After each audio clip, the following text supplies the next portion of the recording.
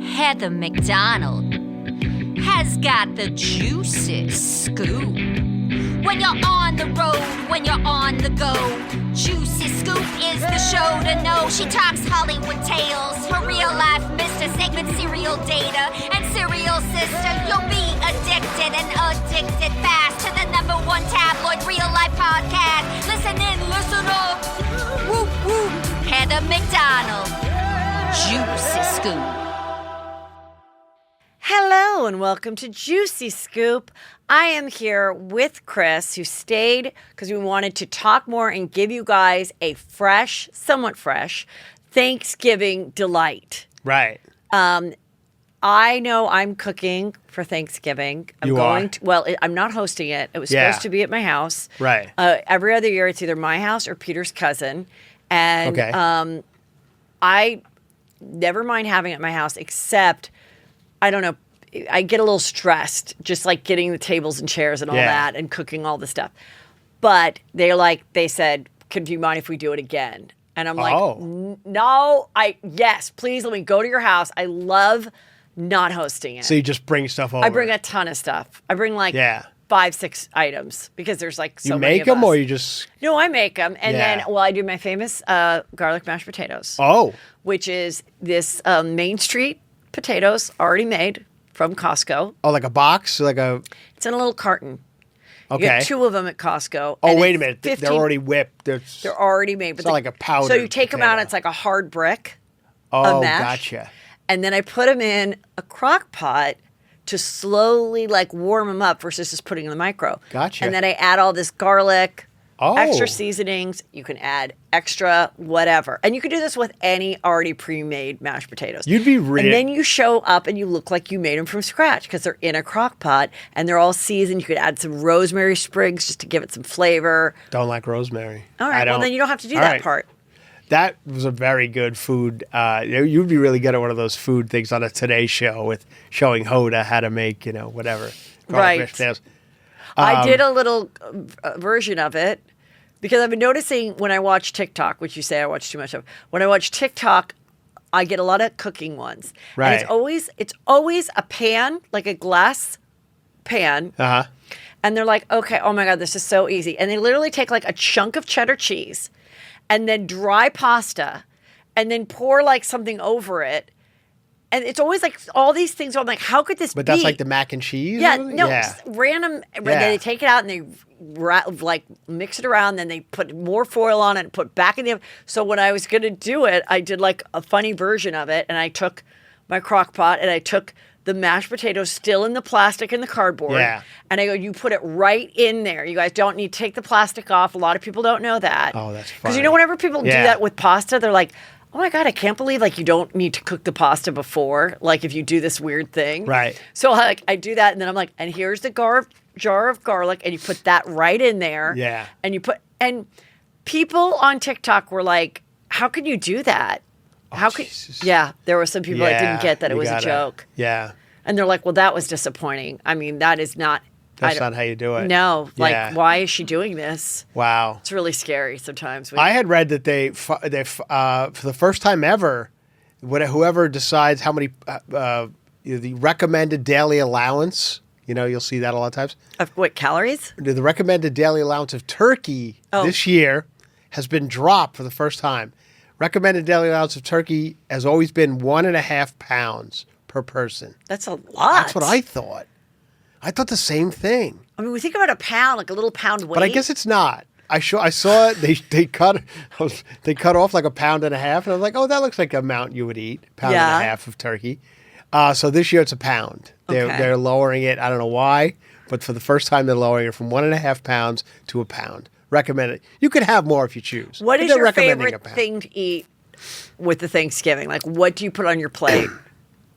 I like the hodgepodge of it all. Right. Just but do you like everything on. or is there a Thanksgiving item that has just never turned you on and you skip that dish? Yeah, like a yam or a sweet potato. It's never turned me on. So my mom used to make this yam thing with, again, we talked about a crocodile and an alligator. Yeah.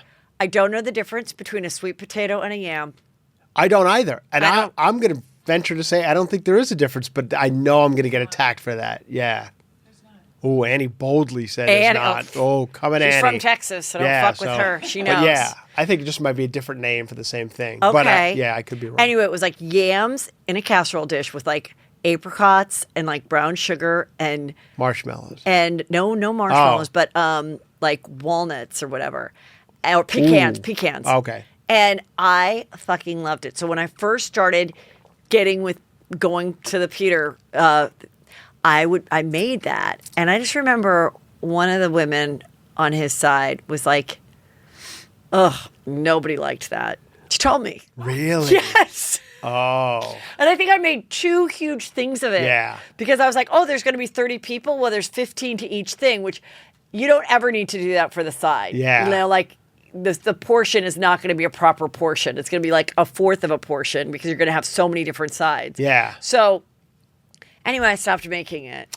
Yeah, sometimes you just have your own family things. But I might want to make this time. Okay. I did make the sweet potato casserole from Ruth Chris. You can look that up. Okay. And it's like a souffle. That's what it is. It's a souffle with like a crumble top. And of course what's you want the crumble top? Sweet? Yeah, I mean I think it's like chopped up nuts and like crumbs or whatever. And I remember I made it once. I might want to make it again. I might want to make it because you don't need a lot of it again because they don't like it. So I don't need to bring that much of it. But I do like roasted heirloom carrots.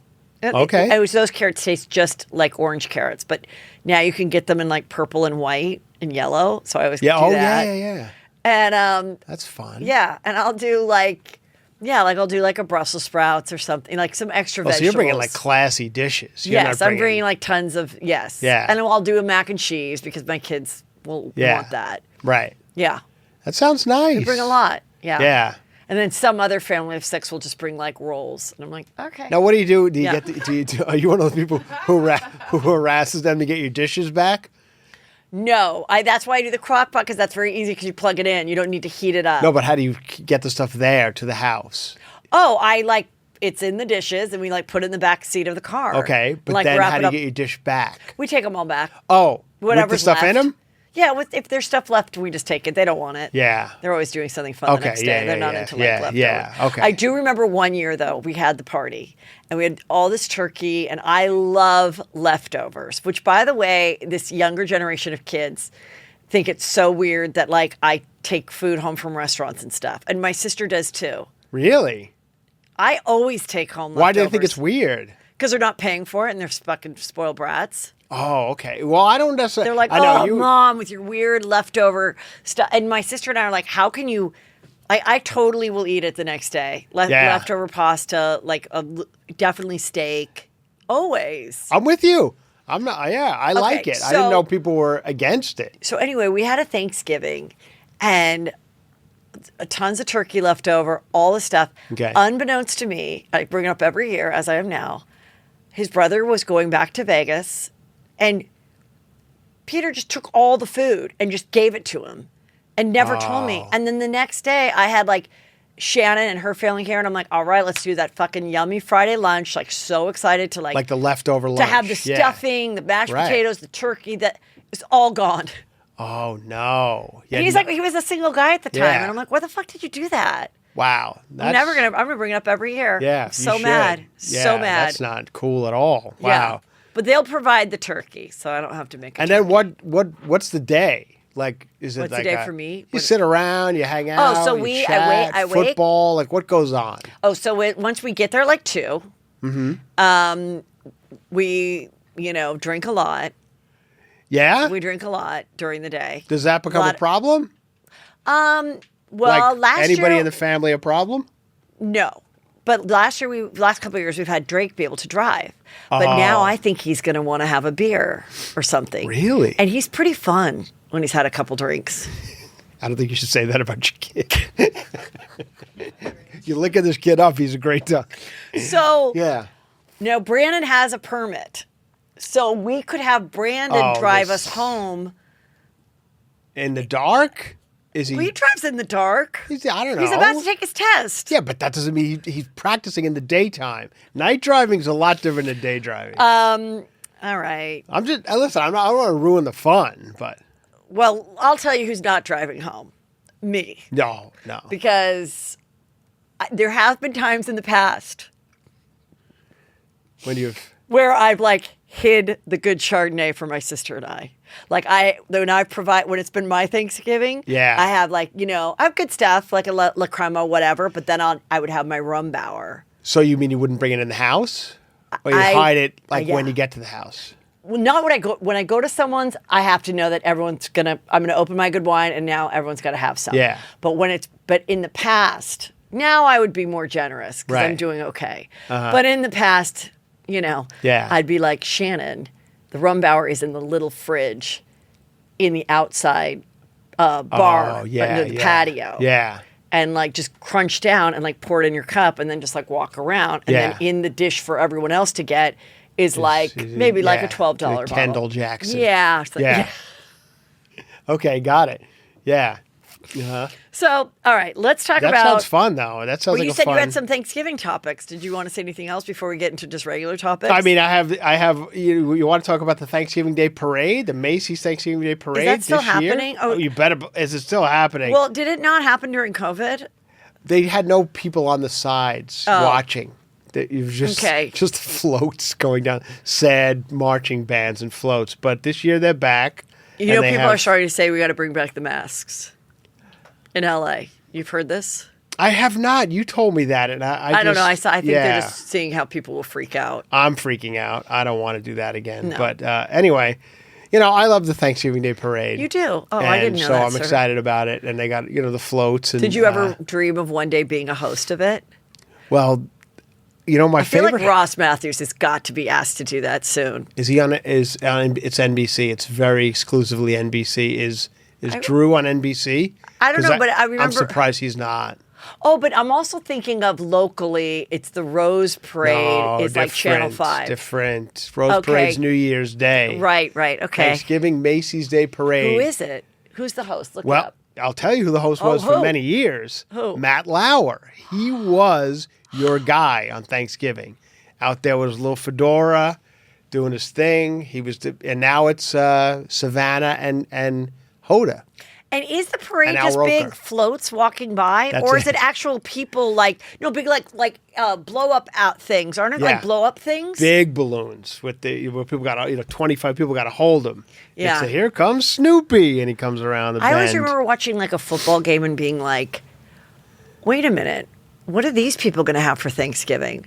Yeah. Like, I always imagine, like, they're all at the game, wrapped up in wherever cold town they live. Yeah. And then they come barreling through, like, drunk and hungry, and the poor woman had to make it all herself. Yeah. Is that what it's like for people that go to the game? That's exactly what it's like. Yeah. Yeah, the Detroit Lion fans come storming into the house. Where's our turkey? Yeah. Oh, that'd be awful. Wait, so who's the host this year? It's a Savannah and it's always Today Show people. Oh, okay. It's the Today Show people. It's usually Carson Daly. It'll be, and the two of them are the main hosts. I think it's Savannah and Hoda. Okay. Which is saying now potential little bit of a spat between those two. Oh, with Savannah there's and talk Hoda. of it. There's talk of it. There's rumors that rumbling that. They don't necessarily, but they've tried to squash those rumors. Yeah. But the reason why those rumors are abound is because Savannah, she's the head girl. Something goes down, 9/11, let's say. They call Savannah when it was like hard news. You think Savannah's considered hard news? Absolutely. For the Today Show? In the Today Show world, okay, yes. All right. God, you're passionate about it. I am passionate about it. So something goes down, they call Savannah. And Hoda's like, so I got to be out here with, Jenna Bush Hager drinking wine at 10 o'clock? Why don't I do hard news? I think there's a little of that. Juicy. On. Okay. Anyway, but they both do. And then, of course, Al Roker's out there, who just had some issues with his legs. Oh, yeah. His leg. Why are you laughing about it? No, what was it? I want to say... No, it's just like leg thrombosis or something. He's had health issues. Remember, he was very, very heavy. Yeah. He got gastric. He got thin. Yeah. And now... Blood clots in his leg. Blood clots, that's what a thrombosis, yeah. I mean, Thrombosis, Yeah. Oh, he's an old guy. But anyway, he runs around and talks to all the people on the street and stuff. So there will be people on the street this time. Yeah, it's another one of those things where they also have NBC, the people who are on shows coming up. They'll have them like sitting in the stands. Like, and this is the person who's going to be on whatever stupid shows coming on NBC. Well, to answer your question, no. Throughout my years of growing up, we would not watch that I know, I could tell. Parade. We would watch a Twilight Zone marathon. So that was on like a channel. When we were Channel like 5 younger, or while my something. mom cooked, my sister and I would watch a Twilight Zone marathon. And now, I mean, I'll just probably like listen to a podcast or something. I'll just probably listen to this. So that's I fun. love listening to Juicy Scoop. I do too. Yeah, I like it. As a matter of fact, I know what Brandon said. so What kind of monster listens to their own podcast? Yeah. Because I'd be like driving him to school, listening to it every Tuesday and Thursday. That's hilarious. Now he just accepts it that I listen to it. I learned. I think that I've listened to a lot of your Juicy Scoops, but I think Thank you. one that hit me the hardest is you had some girl who was like a porn star or something recently. Oh, Maitland Ward. Yeah, that was on Boy Meets World. Yes, and she talked about what they used as fake cum was Cetaphil, whatever it is, lotion, which I use all the time for my face washing, and you can buy it in travel sizes, so I take it when I travel. Lotion or the cleanser? The face wash. The face wash. Oh, okay, yeah, because it looks just like cum. It looks just like, and I remember saying, now you can't stop. No, now every time I wash my face in a hotel, I feel like I'm bukkake. You know, if people know that term. No, what's bukkake mean? Oh, you don't know what that is? Oh, I shouldn't even say. This is a Thanksgiving episode. You don't know what bukkake is? No. All it's right. for? No, it's when Tell me. It's when you get a lot of. You have multiples. Multiples. They call it bukkake. It's a whole Okay. Well, let's get into some other topics. Sorry, everybody. Okay, now this. So my sister Shannon and I, we did a Juicy Crimes on this. You guys may have missed it. It's on Patreon if you want to listen to it. Shannon went really deep. It's triple level Patreon because this is Danny Masterson. Yeah. And it really didn't get a lot of press, I don't think, because unlike Johnny Depp, it wasn't being filmed. Right. But it's so juicy because he was a Scientologist. Right. And he was like second generation Scientologist. So kind of grew up in it. Yeah. His friends were it. And there's 3 different Jane Does that have accused him of rape. Right. All of whom knew him socially. One of them was his girlfriend. And in that relationship, he did rape her. But the other 2 were just friends with him. And they said he gave them something to drink, and they were like completely couldn't out of it. Woke up with him raping them, and then they went to the Scientology people because they always say if anything happens, come to us first, and we'll investigate it and do disciplinary action. Oh, so the girls are Scientologists too. Yes. Yeah. And they went, and of course Scientology tried to wash it over, didn't go to the police. Right. And so many years later, because this happened in like 2003, then these women came forward a couple years ago while he was on The Ranch on the Netflix show with his former co-star, Ashton Kutcher from the 70s show. Ashton immediately fired him and distanced himself. The show then went off the air. He's married to China Phillips' sister. Oh, and really? China Phillips is married to Billy Baldwin. Yeah. So she's there every day. They have an 8-year-old daughter during the trial. Okay. And so as of Friday, they were in trial. I mean, in jury. The jury went off, and then Shannon let me know that that it is it's deadlocked on the 3 charges, and he sends the panel home for Thanksgiving. The jury. So the jury has gone home for Thanksgiving, but it's deadlocked. But according to Shannon, who is a defense attorney, she said that is a good sign for the defense. So what does that mean? Because it's not. It wasn't a mistrial. Yeah.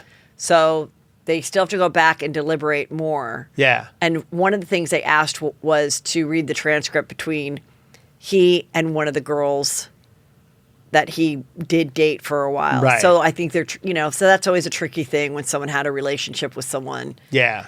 But the series of the 3 victims, their stories all line up. It's exactly a pattern of it. And then this one, so someone wrote me that said, "Oh my God, I was at a party, or I knew I was at a party where Danny Masterson was, and my friend was there. And this was many years ago. And the friend said, whatever you do, don't go off alone with Danny." Really? And she got creepy vibes, so she was like, okay. But now, like, you know, 20 years later, you're like, oh my God. So there might have been other people that, you know, wake up just like all the victims of Cosby, where you wake up and you're, you know, oh my God, I was there. Maybe I kissed him. I didn't mean to have sex, you know, but it was a lot of it was that they felt drugged and were not in control of their body, and then were taken advantage of.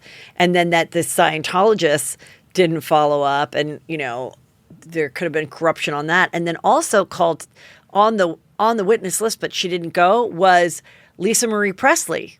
She's a Scientologist, right? She was supposed to take, she was going to take the stand because one of the girls, one of the victims, went to her and told her everything. And so that would have then been, you know, could corroborate her story. But she was on the list, but she didn't take the stand. And she is no longer a Scientologist, allegedly, no longer. I had heard one time, and I never hear this being discussed much, but I'll just throw it out there.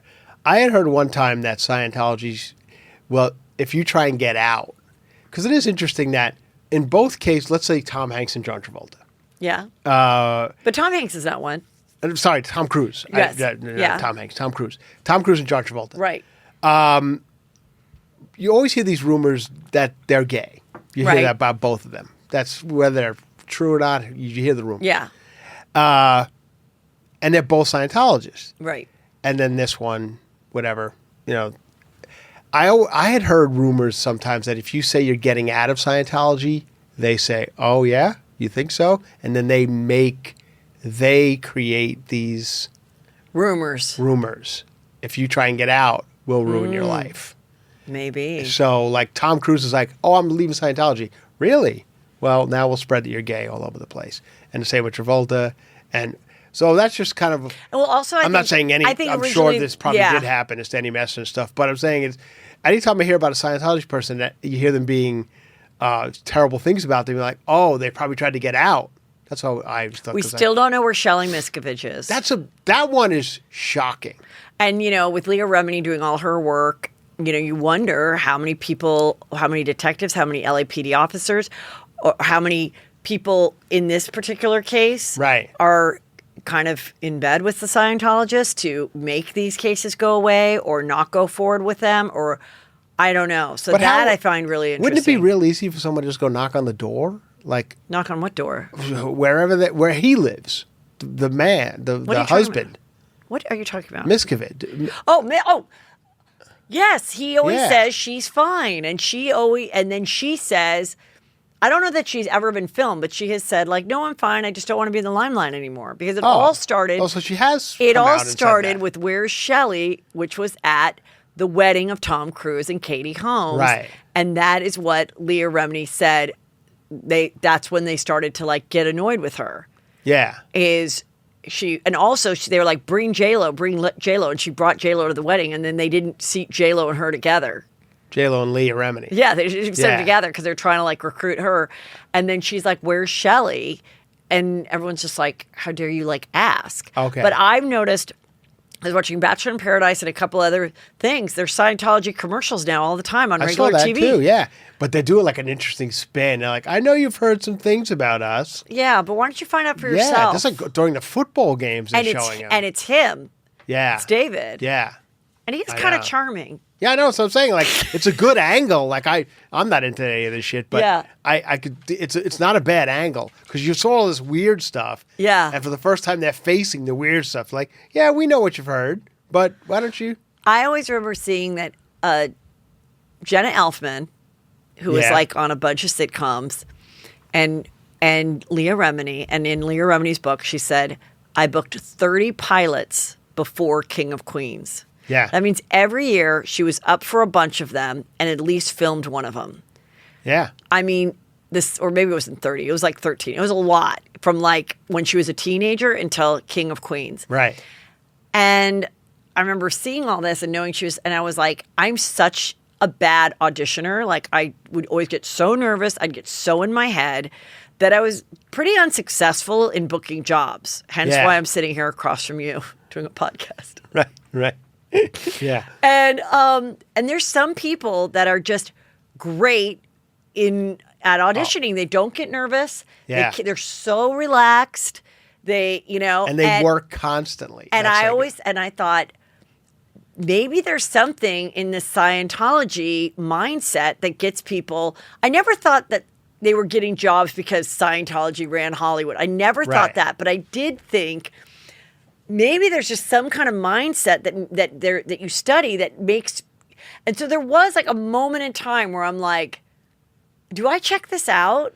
Because I'm not successful, and I'm like, I need something that's going to get me to not be so nervous and so shitty in an audition room. And especially if you live in Hollywood, they were out there. You know, everybody had a friend who was like, yeah, come by the Celebrity Center, and me, we have a night where we have wine night or whatever. And you're like, I don't know, I don't want to do this. But Leah said in her book that the kind of teachings and learning. She didn't have a formula. She was done with school by the time she was 14. Yeah. But all the kind of reading and everything that you do, it's all about your mindset and this unbelievable confidence that does help you. And then they would play into actors and stuff, and they'd put people in little like films and things. So you felt like you were pursuing your career while being sucked in this world. But the very first thing I ever did in Hollywood was a thing called Vietnam War Story on HBO. It was like the first HBO original series. Okay. And I was pretty much a glorified extra. I had like one line. Yes. And Leah Remini played my girlfriend. Really? Yeah. Mm-hmm. I'm just hearing this now. Did you guys kiss or anything? No, we danced together. We filmed it at Michelli's in Hollywood. That was the place. And I was going off to war the next day. Okay. And to Vietnam. And she played my girlfriend in it. We were both like glorified extras. Oh, really? And then we kind of became friendly to where at the time, this is all true, I was working at a Sizzler. Okay. Yeah, that's right. And did you eat Texas toast? We called it cheese toast, but you can call it what you want. Okay, yeah. That's what So I worked there, and she would come in a lot, her and her boyfriend at the time. Yeah. They lived somewhere in the area. And she invited me to a pilot that she had, like taping of a pilot. Yes. And it was called Living Dolls. I remember that. It was about models. Garcelle was on it. So was Halle Berry. No. Maybe it wasn't Garcelle. Maybe it was Halle Berry. Halle Berry was one of the models, and so was she. And we went. But I remember watching it because I was like the one thing I had going for me because I always wanted to be a model. But, I didn't have the face for it. But I didn't know that because my mom would tell me that I did. Right.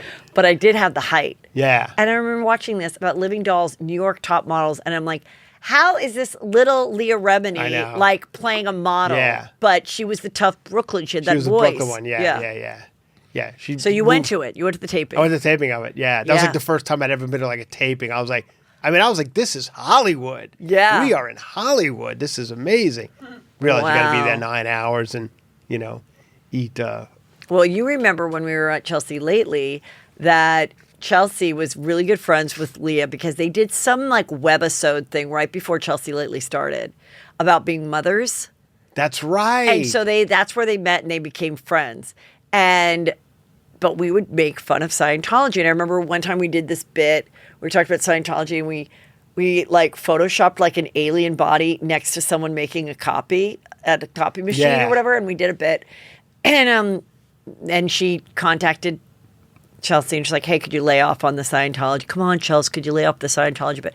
And I remember Chelsea being like, we can't do Scientology stuff anymore. I remember that, yeah. And then later on, she thought Leah's watching it, so right. we were going to do something and then it happened like again, hey, Chelsea, like I told you not to make fun of Scientology.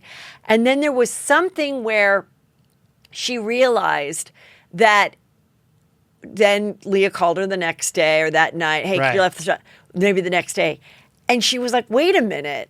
Leah didn't watch the episode because she was with me or something. Other people. So then Chelsea realized that they must have assigned Leah to Chelsea. So every time we would do something, then Leah would have to then be the friend to try to keep Chelsea lately from not saying anything negative about Scientology. Oh, that's interesting. And then Chelsea was like, fuck that. Yeah. You know, and then they became friends. And I know then once Leah left, they've had conversations about how, like, you know. But I always am like, I like what Leah Remini has done, but, like, when is she ever going to take responsibility for, like, being a bully? Like, she was a bully. Right. She was a Scientologist bully. Right. Yeah, exactly. Yeah.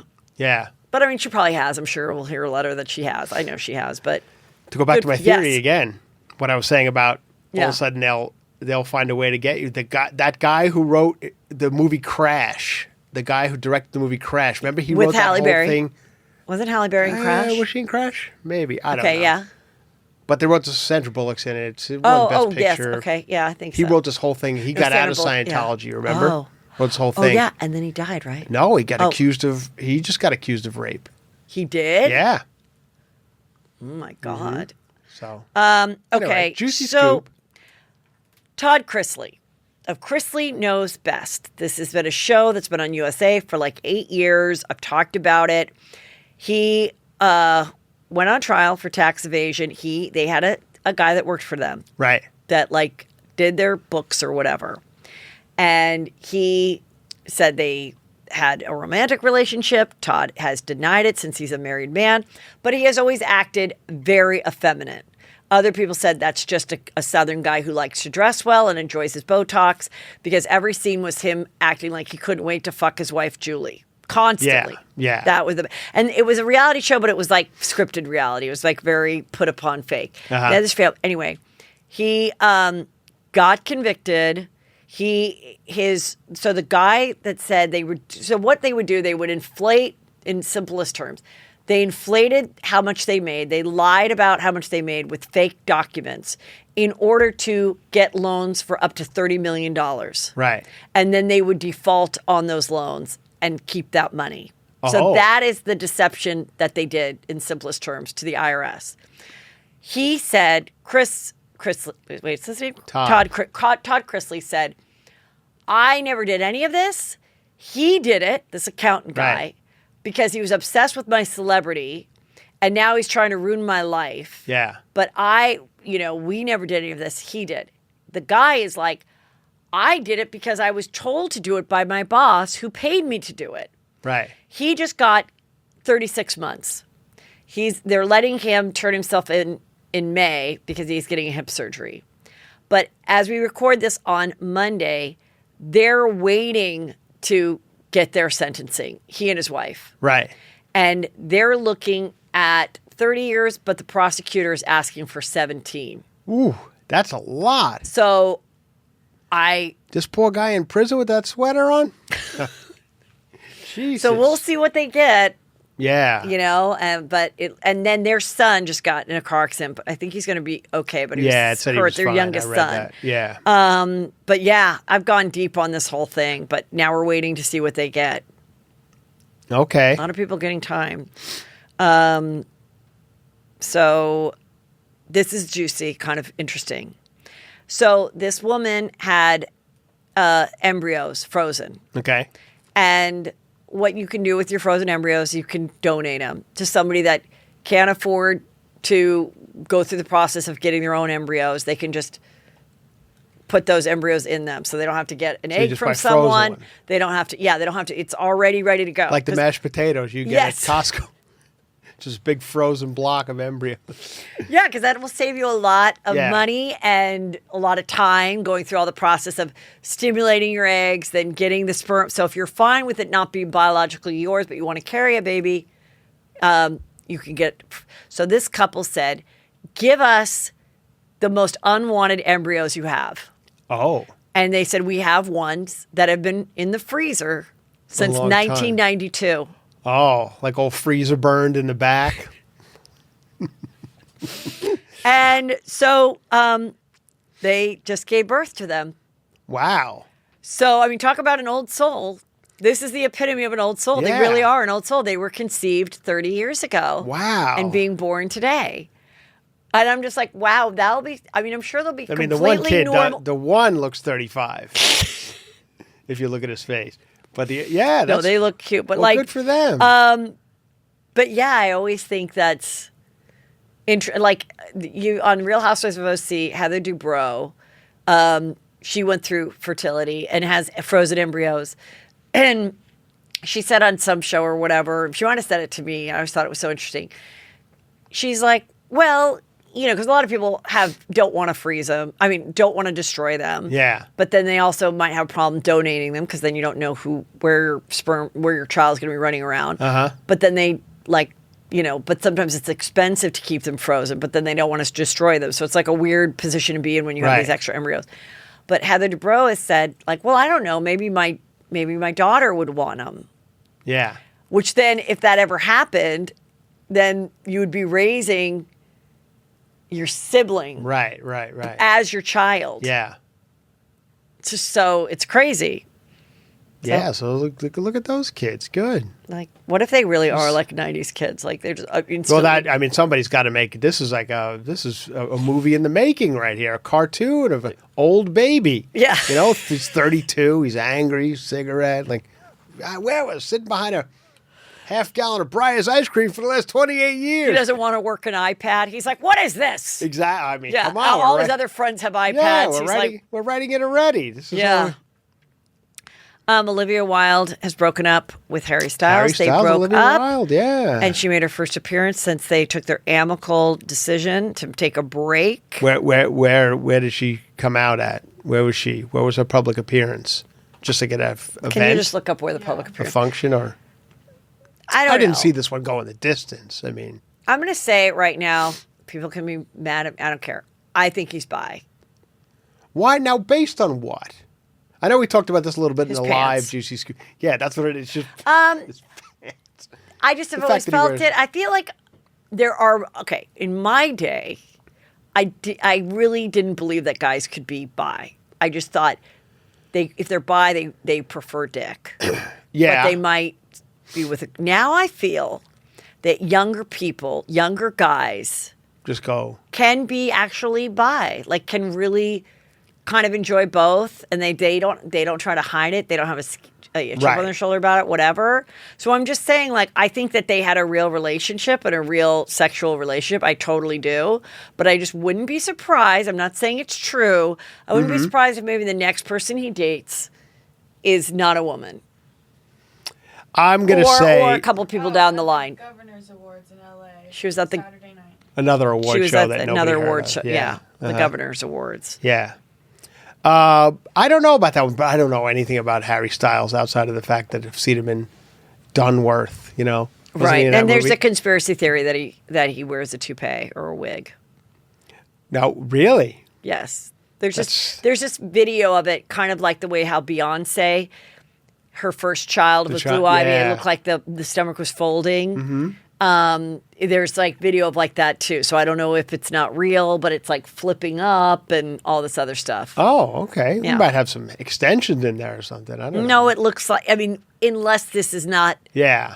Unless this was manipulated to look like that. Okay. I don't know. Wow. There's so much to know. Leonardo DiCaprio went to Balthazar. Yeah. The famous restaurant. And this is the one where James Corden is not allowed in anymore, but now he's back. No, now he's back. Yeah. Now he can come anytime. And he had a baseball hat on and a mask. But then Page Six thought it was funny because they had a big sign at where the hostess is saying AA. I guess maybe that means that you're a double A-lister. Yeah. Leonardo DiCaprio, table 61. So like anybody that was walking by the hostess would see that he was actually there. Yeah, it's not going to make a difference. But I guess he's still dating Gigi Hadid. As you now know, everybody, Pete Davidson is dating Emily Ratajkowski. Yeah. Ratajkowski. And I think that they're both really thirsty, and I think that they are calling paparazzi to come film them because they got together this weekend or Friday. Right. And the paparazzi was there, and according to what street they are in New York, it's not like a place anyone stays. So clearly they knew where they were going to this party. Yeah. And then they get together, and then they went right into this hallway, and they hugged. in the window so that someone could take the photos from page 6. I'm also seeing photos now of him with her ex-husband, that Bear, whatever his name was, Bear something, the man she was married to. Her and Pete Davidson were good friends. Him and Pete Davidson. So now they're like... Now they're still being friendly, or back in the day they were friendly? Back in the day. They were at a Knicks game together and a couple other things. So people like, is he breaking the bro code of dating? I remember seeing when he was dating Kim Kardashian, I remember an old interview came up of him on a talk show saying what a great night he had running into Kanye and Kim at Nobu, and they all had dinner together. Oh. When he was like years before he got with Kim. Be careful of this. I just think there's he just will go for anybody. But are they boning? Probably. She seems pretty sexual, but I just think they're also super thirsty for the press. Absolutely. Yeah. Yes. I mean, I feel this whole Pete Davidson thing, I feel like Hollywood gets behind, they get behind certain people and just say, we got to make this happen. Why is the Hilton calling you? I don't know. It's I keep getting phone calls from the Hilton. It's Paris Hilton. Hold on. Yep. Where are you DJing tonight? Yeah. Anyway, yeah. So it's just I felt like that it was that way. I remember Matthew McConaughey, before Matthew McConaughey became a big star. Hollywood was like, we are going to make this happen if it kills us. I remember going to this thing called Hot Cup of Talk at the Groundlings, where it's the beginning of alternative comedy. And Kathy Griffin, who wasn't really a stand-up at the time, but she was starting to do this thing where you would just tell stories instead of telling more, traditional jokes. And I remember going to watch her, and she was just acting, and it was before I hadn't even heard of Matthew McConaughey, but she was almost imitating an agent, get me McConaughey, I'm going to make McConaughey a star, this whole thing, and how this all happens, where it's my God, enough. Yeah, they had these people get these teams of people behind them to just, we got to make this guy happen. I don't know why they pick certain people, but I feel like Pete Davidson's one of those people. We are going to make this, and I feel like sometimes it just doesn't happen. In the case of Pete Davidson, I think it's going to be that. In a few years, you're going to be people felt that about Armie Hammer. Right. They felt there was even an article about it before he got, all the stuff of him DMing people saying, I want to eat your rib. Before that, they were like, my God, he kept getting movies and he kept big getting ones. Big, and none of that, and it was flop after flop after flop. And they're like, what's going on? If this was any other guy, he wouldn't keep getting these opportunities. Right. But I think it was because he was so good looking. Yeah, but that you throw a rock and hit a guy good looking in Hollywood. When that movie that he got of the one where the kid wanted to try to fuck a peach, what was that? Say My Name. Say My Name. Call Me by Your name. Call Me by Your name. That movie was every 50-year-old gay man's fantasy, because it took place in the 80s. I'm straight. It was my fantasy. I loved it. I thought he looked like my old boyfriend because he was preppy clothes. It took place in some nice resort, and it took place beautiful house in Italy. The mid-'80s. Yeah. In the mid-'80s. So some 50-year-old gay guy in Hollywood was like, of course I love this, and it was a summer thing, and here he's this straight acting guy who swoops in and takes advantage of this 17-year-old kid.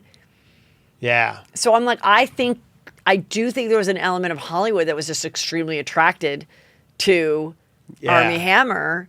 Right. And I don't think it had anything really to do with his pedigree. I think it was just his looks and stuff. But you mentioned that the other day. You're that story kind of what's going on with that, with the documentary? Oh, yeah. We were taking our car ride from Philly to D.C. And I was saying that I feel like that went away, because they had a documentary come out about. Yeah. I remember seeing the trailer for it. I think that the real depth of that documentary is from the great-grandfather to the grandfather to his dad there's all this weird stuff that went on sexually with all of them and the money and everything. But I think a lot of it they couldn't share on the documentary because because it was about Armie's dad, Michael, and he's still around. And then also in what the girls said, I just don't think people were very sympathetic to it, because it's at one moment they would say, we don't want to shame anybody that's into kinky sex. Shame, yeah. But then really that's what the girls were saying, was that they were dating him. They immediately got to S&M and they thought they were hey, I liked 50 Shades of Grey. This shouldn't be so hard. Right. And then he would he would use that to actually hurt them. Right. And then, he'd be like, you have to, I got to put a leash on you and you have to be outside waiting for me like a dog. And then they would do it. That was a real one, right? That was a real one. And then they would do it. And then a lot of them would find out that he was seeing somebody else. Yeah. So what are they more upset about? Seeing someone else or waiting outside in the cold with a leash on? I think they realized that, yes, it was an abusive relationship. It was obviously not a good relationship. He lied to them about being exclusive, but also he'd push the envelope physically with them.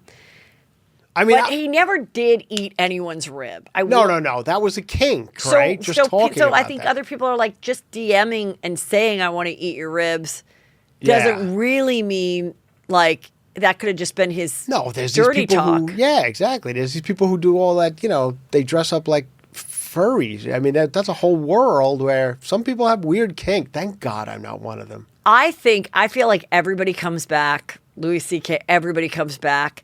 And I don't know that he'll ever be at the movie star status, but I predict that he will work again in something. Yeah. But then, because but it's got to happen soon while he still is like young and good looking. Right. Like if it goes too long, then it's going to be like, who cares? Like he's got to try to but who knows? Yeah. I don't think people had sympathy for the girls. That's also it. But I didn't see the documentary, but yeah.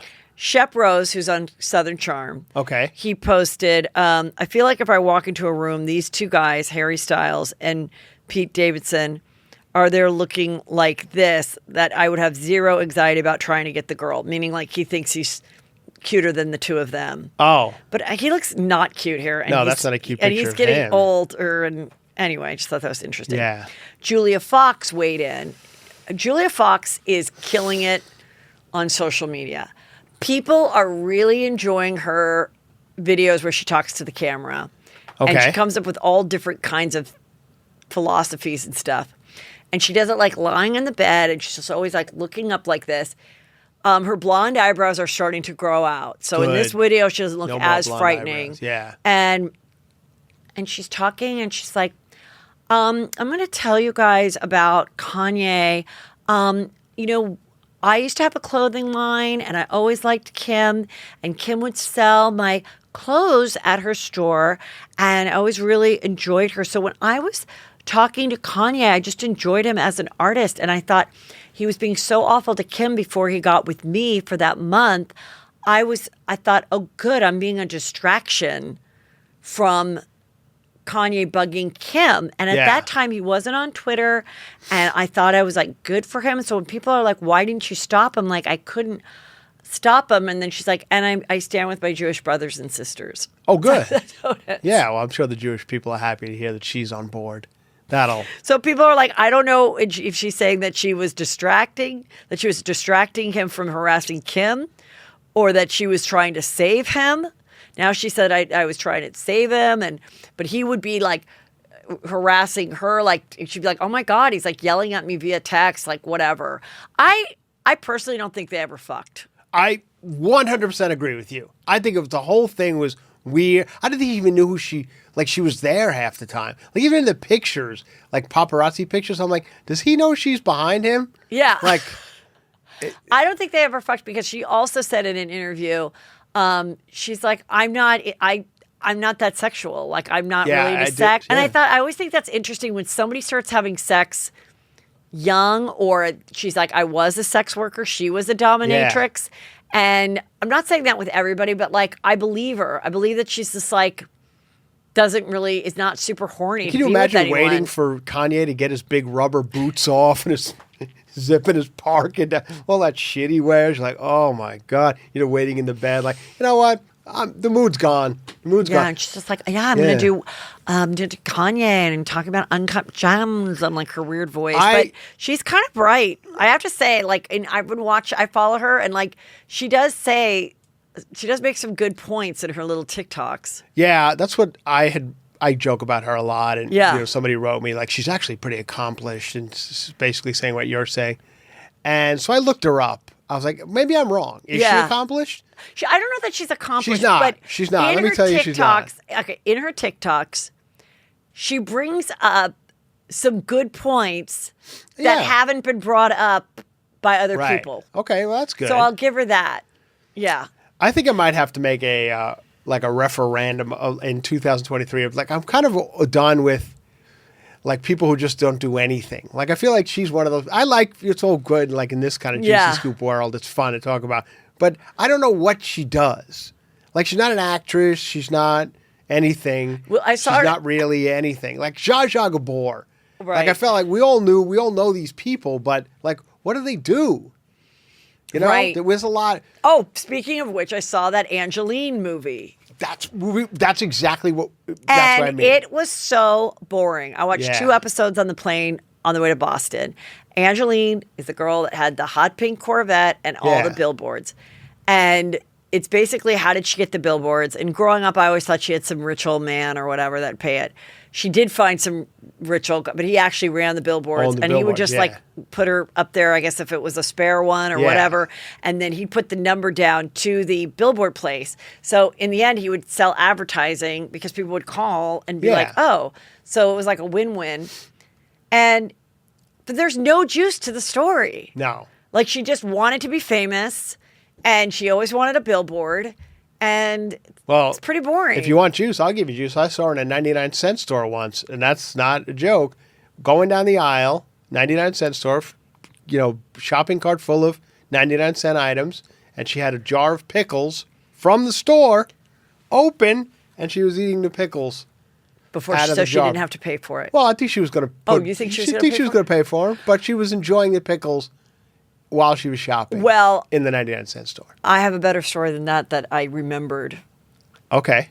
So when my brother was a musician, and he always had a rock bands, and in the Angeline show, she tried to be in a band, and she was hanging out the Whiskey A Go-Go in like the 70s before, and then I think it was the late 80s or mid 80s when the billboards first started.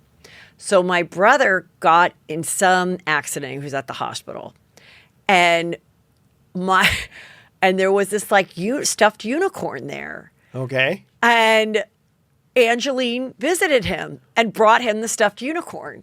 Wow. That's... Yeah, and my sister's like, Angeline... I think we just wrote another Angeline was just episode. here. Yeah. Angeline was just here visiting Jim. I mean, and I believed it then.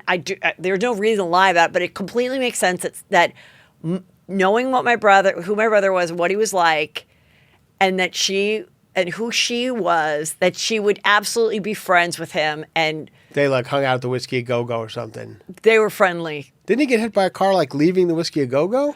Yeah, but this was a different car. This was a different situation. This was longer. This was like maybe early 90s that she brought him the stuffed unicorn. Wow, that's and then a really good one. I took the unicorn. He's like, I don't want the unicorn. I had the unicorn like in my high school, college, whatever room at my parents' house. I mean, you have a lot of fancy... I can see it in my head. You have a lot of fancy friends and stuff, but I think your brother has the most, for me, the most impressive I just remembered that. And this whole time friend. that I've talked about Angeline, I never remembered that story until I started watching this thing that she was like into rockers and tried to be in a rock band and hanging out at the Whiskey A Go-Go all the time. And I was like, oh my God. Wow, that's pretty wild. Yeah, so anyway, Kanye West tweeted a Hebrew greeting over the weekend. Oh, good. See, it's all going to work out. Jeffrey Epstein, they are going to release some more names. That is part of the girl suing. Are they going to be names? This is all part of Prince Andrew, Bill Richardson. Nobody that we like. Let's hear a bombshell one. So it's this guy Pritzker. Yeah. He is this billionaire that doesn't want his name. He doesn't want this stuff opened up and revealing whatever these elements are to the case of the woman who is, who has her lawsuit still going.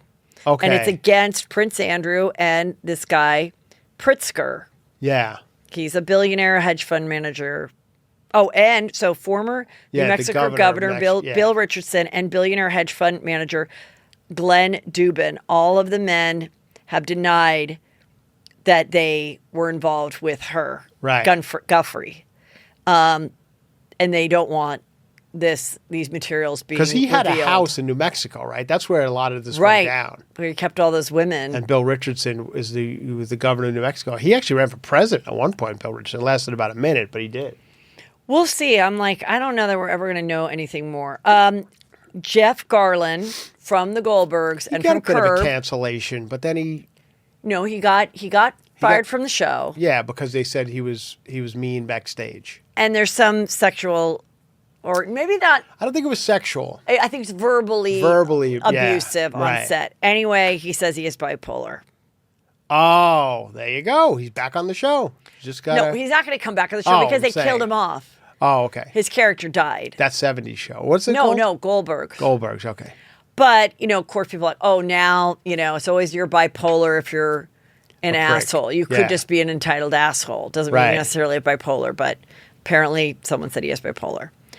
Ben Affleck and Matt Damon are teasing a new adventure together.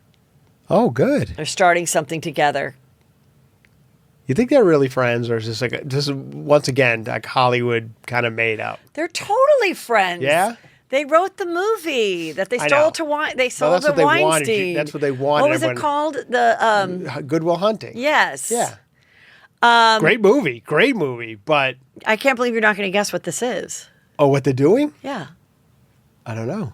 Podcast. Oh, you're just kidding. right. No, it's a film. It's a production company. Yeah. But I bet part of the production company will be a podcast element. Yeah, podcast element. Yeah, sure. Drew Barrymore, she has a podcast, and she says that she is boring and she doesn't have the energy for a wild sex life. The actress opened up on her Well, to her podcast. Who wants to have wild sex with Drew Barrymore? I mean, that's again, she was somebody I think that was very sexual. She was married 3 times. She, was at Studio 54 at 9. It was a long I'm just saying, time ago. sometimes I think when you've sowed your wild oats or what, and then you're just like, no, I'm not desiring it. It doesn't mean she never will, but I think she's just being honest. And she's like, no, I'm good. I'm happy. I've got my daughters. I like to cook. I like to make soup. I think that's it. Yeah. I mean, I think I'll just say this. I think this is more of a normal way to be, Drew Barrymore, than like those guys we just mentioned, the Bill Richardsons and the like Harvey Weinstein's. Like, if you're really sexual at 65, I think that's more fucked up than. Well, of course. Yeah. I think that eventually you got to just be like, ooh, take a break. But I mean, I think she's just being really honest. Yeah, no, I prefer all the for honesty. it. Not everybody's I sexual like all the it. time. But who is sexual is Cher.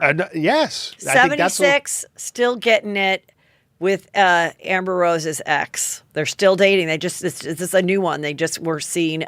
They hung out at her place in Malibu. She's selling her house in Malibu for $85 million. I know. She's been like the queen of Malibu for a long time. But they're been hanging out there. But what about what is he? What does he do? Like, is he just Amber Rose's ex? What does he do? He's like in music, I think. Football player or something? No, he's in music. Oh, okay. This kid lost his. He was one of the best high school football players in the country, and he had his Florida scholarship offer pulled for football this weekend. Why? Guess. Since you don't know. I don't know. Wait, he's trans. No, they would. Then that would be fine if he was trans. Oh, okay. Then no, he was singing a rap song, filming himself. Oh, and he said the N-word, and he posted it. Okay. And that's it. So I was telling Annie when I wrote, when we were writing White Chicks, there's a famous part in White Chicks when it's Sean and Marlon as the white girls, and Busy Phillips and the 2 other girls. They're all in the car going shopping to come see me because I'm the girl that works at the shop. Yeah.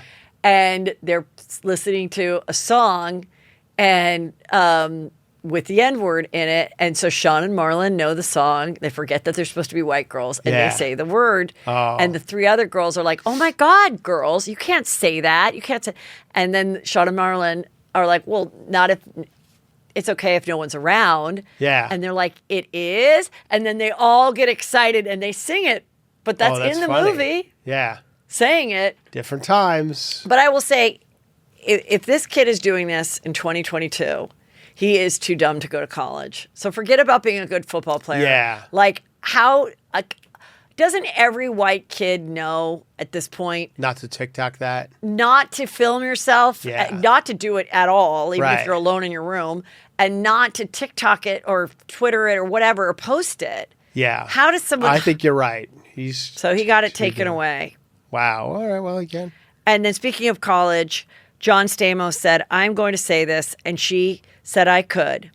She wasn't really the architect of any of it. She was in the way background about his good friend, Lori Laughlin. Oh, well, good.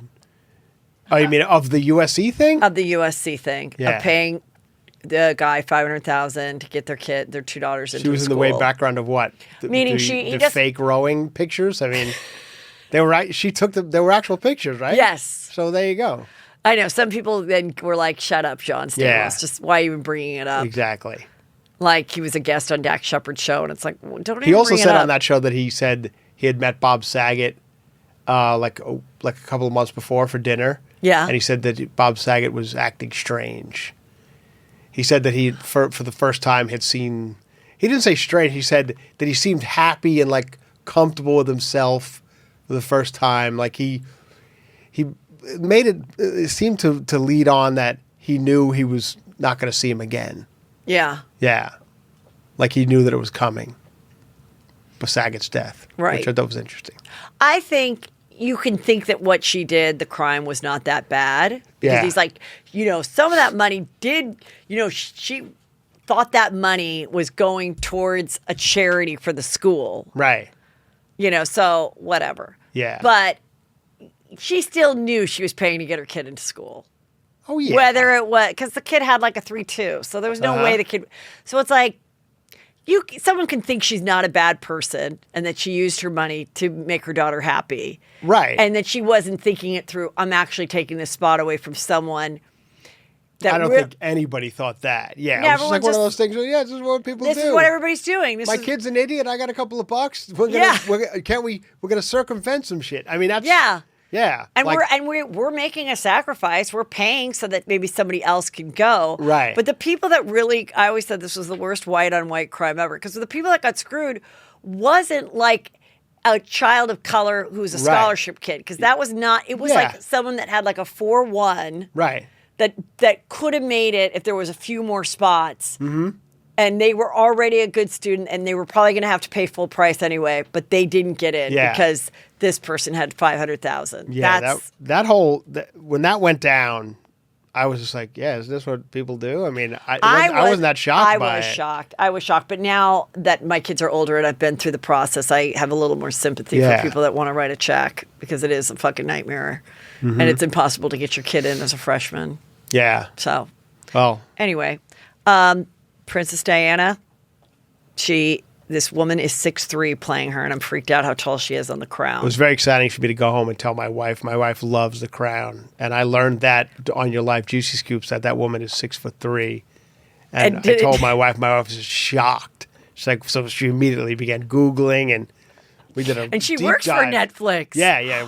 I knew more. Yes, we did a deep dive. But then, of course, the guy playing Prince Charles at the time is Dominic West, and from my favorite show, The Affair. I tell you guys, watch The Affair, just season 1 and 2. First After that, seasons, it sucks. yeah. But it's so fucking juicy. It is good. And he's so hot in it. Mm-hmm. And they do give him that dorky hairdo of Prince Charles where it's like parted way on one side. Yeah. And he does really get his mannerisms down, but he's still so much cuter I think than he's Prince. English in real life, Dominic West, so it's probably not much of a stretch for him. But he's still so cute. Yeah. He was in the movie with Sandra Bullock, 28 Days. Yes. He was the drunk boyfriend. Mm-hmm. That's another one of those movies that I love the beginning, love it. And then the minute she gets to rehab, I like turn it off or switch over. Yeah. There's certain movies it's I like. It's a good movie. Yeah. We talked about her stupid podcast. Okay. Adele crying and crying throughout her performance. Yeah. She's back in Vegas. Yep. Yeah. She made it. She's back. She did stop there for a while and was supposed to. Remember, everyone was. That was the first like ticket thing. Everyone had tickets to her show, her residency, and she just quit, and everyone was pissed off. Now she's back. Did you see? I love her. I saw her once in concert a long time ago. Like I only knew one of her songs. Yeah. But I loved every single song. I saw her at the Beacon Theater in New York. Yeah. I don't know if I'll ever be able to get. I mean, are these tickets like another like 30,000? Well, I don't know. She's doing a residency, which is kind of the way to go now. Like, why wouldn't you? Like Elton John just did his final show last night at Dodger Stadium, and they're like, "That's it, Elton John's done touring." He made this whole speech about it, and then last night he's like, "I said I was done touring.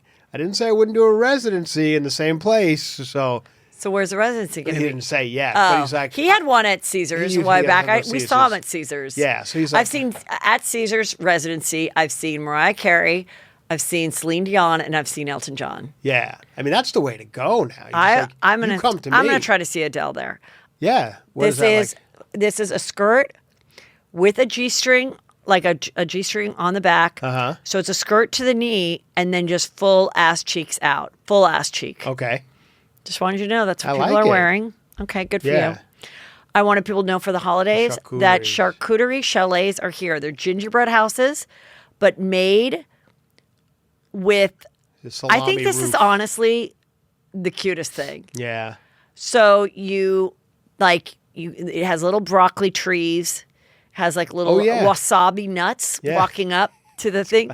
And so like I guess you could take giant crackers. Oh, they are wasabi nuts. The little rocks are wasabi nuts. Yeah, I guess you do. Yeah, so you get the gingerbread, whatever the house part, but you do it with crackers. And then you can cover all that, spread it in white cheese. The roof is salami of some sort. Yeah, like a hard salami.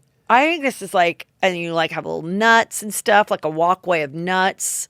Look, you said there was a little snowman. The snowman's wearing a prosciutto scarf. He's got a salami scarf on.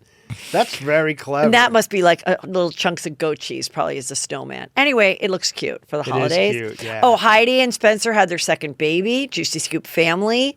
So now the boy is named Riker and the older brother is Gunner. So congrats. I sent him a congratulations and he wrote me right back. Good. He loves you. Mm-hmm. He's going to come to the Christmas dinner. Old dads. Yeah, he's going to come to the Christmas dinner. Not Heidi won't leave. She'll be with the baby, but he's coming to the Juicy Scoop Christmas dinner.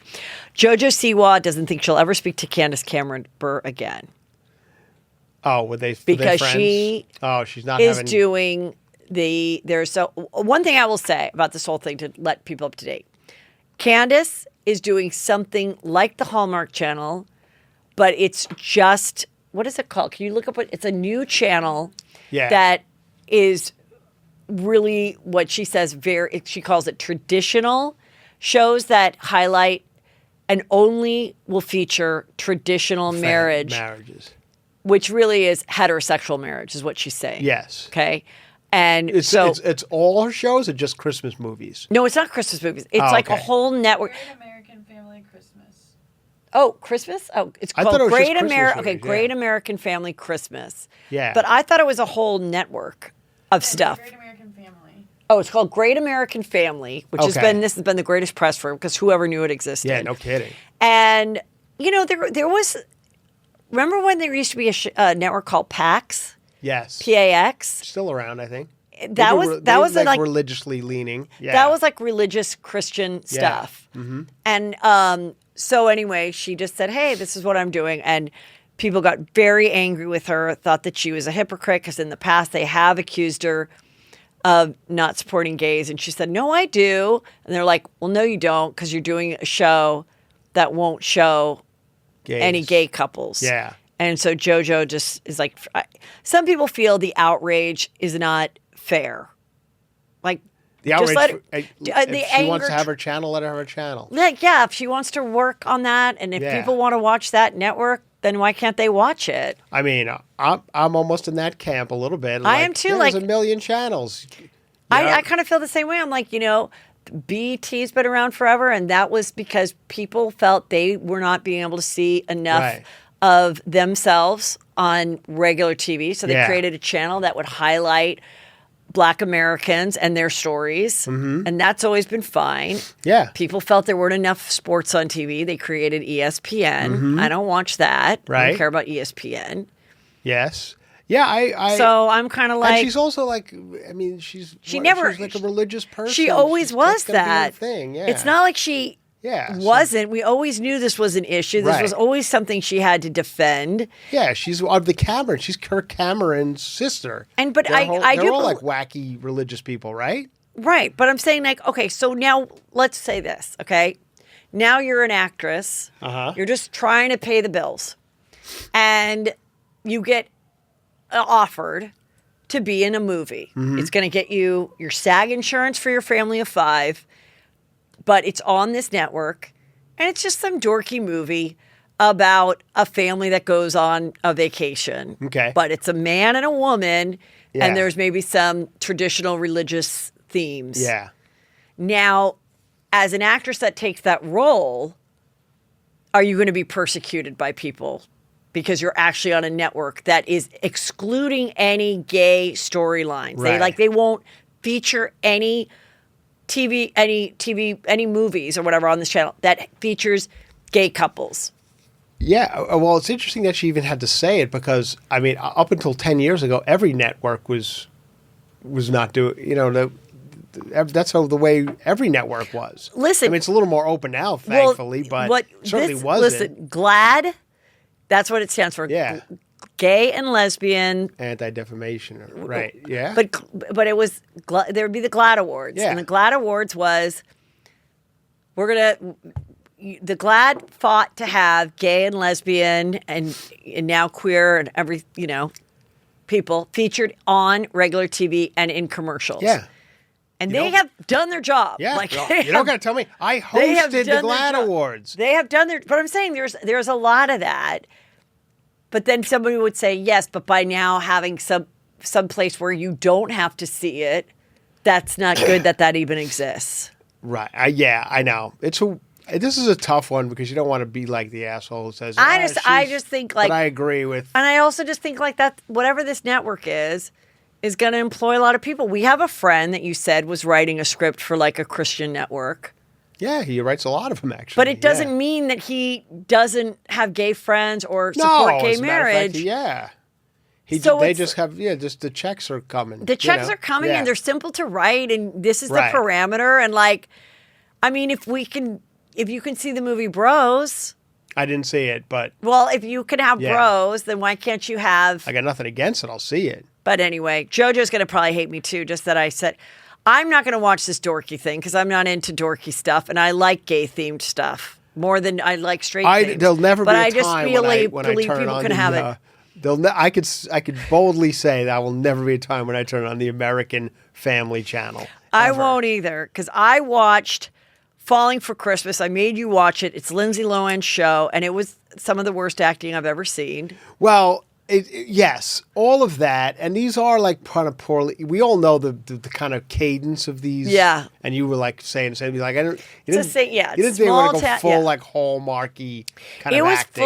It was full Hallmark. But what I will say that was funny about the movie Bros is that they made fun of the fact that there was a network like Hallmark in the movie that was now having gay themed movies, which now Hallmark, I do believe, features some gay romances. There is some, So I'm watching this and I'm like, I can't believe that this was full Hallmark. Like it was so dorky, it was so not funny. Netflix. But it's on Netflix, but it was so not funny. And then, so in a nutshell, I'm going to go through it quick. But like she is an heiress of, not an heiress, but she has a big fancy hotel with her dad. Mm-hmm. She hits her head when she's out with her fiance. He just asked her to marry him. Yeah. They both are missing for a while. Mm-hmm. She ends up going to the smaller lodge, doesn't know who she is, has amnesia, and gets to meet him. And then, of course, they fall in love. Right. So I'm watching the whole thing, and you did say something funny in the live, though, about amnesia. It is. I mean, I said in the lives that amnesia has been a crutch that Hollywood has used now for 100 years, and it's supported the entire soap opera industry. And yet, I've never met anyone with amnesia. Like, nobody knows anybody who's ever had amnesia. Like, it is... I think it's kind of a, like, Loch Ness Monster. We all heard about it, but nobody's actually seen it happen. I know, and you always kind of wonder what... Yeah, I always wanted to... And even when I fell, I didn't get amnesia. Yeah, you didn't forget But things. this couple we talked about, I think they were just extras and then they had a big part, but it was like this couple that just kept showing up. And then Annie just brought up how young the guy looks. Yeah. He looks like he's like, in the next picture. yeah. So anyway, Yeah. It's real. I'm going to close this out because the show's been long. But, and then she like tried to make a bed and they tried to make it all funny. And that was all the funny, dumb stuff. But they fall in love. And then at the end, I'm just ruining it, you guys. I'm ruining it. If you want to skip ahead, I'm sure you were dying to watch this movie. But he's like, I inherited this lodge. Do you realize they inherited the lodge? Yeah. Like someone gave it to him and his wife, and then the wife died. Uh-huh. But not enough people were going there. And so then the whole town comes together and brings their checkbooks to the Christmas So they Eve can party. keep the lodge open. Then they all write him checks. Yeah. It was so stupid. And then, but then, you know, she realizes all of a sudden her memory comes back when she sees her fiance and her dad. But she does also realize, I don't want to be with his fiance. So she gives him back his ring. And then he looks at the guy who runs the hotel and they do end up together. Yeah. Turns out. So the whole movie could have been a Candace up until the Cameron very Bure end. until the very end when he like leans in and you realize they're going off into the sunset together, him and this guy, where they had no chemistry throughout the whole thing. There was no foreshadowing.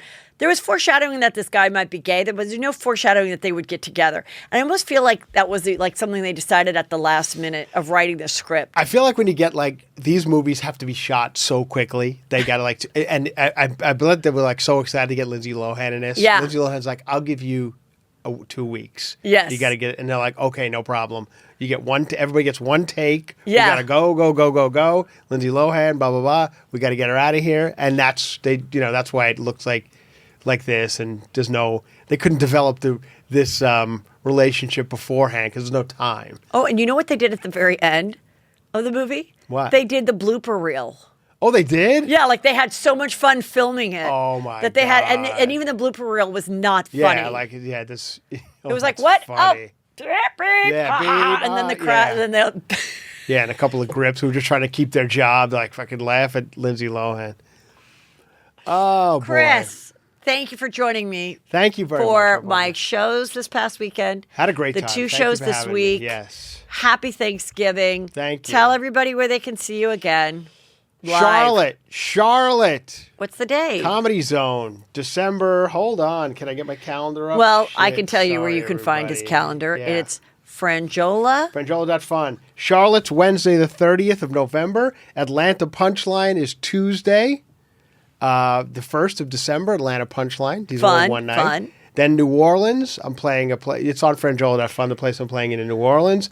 And then I'm playing the Alabama Black Box in Mobile, Alabama on the 3rd. That's Saturday night. And are you going all in one?